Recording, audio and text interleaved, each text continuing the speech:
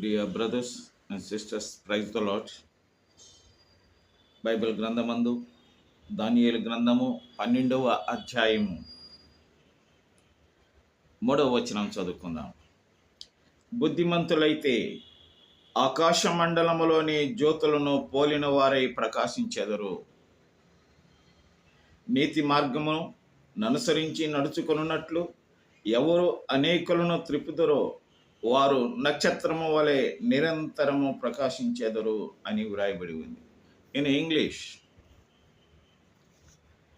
and those who are which shall shine like the brightness of the sky above, and those who turn many to righteousness like the stars forever and ever అని వ్రాయబడి ఉంది.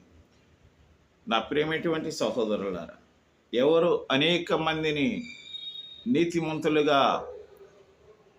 దేవుని వైపు త్రిప్పుతారో వారిని ఆకాశ నక్షత్రముల వలె చేస్తానన్నటువంటి దేవుని వాగ్దానానికి మనం విధేయులవుతాం గాక. ఆమేన్.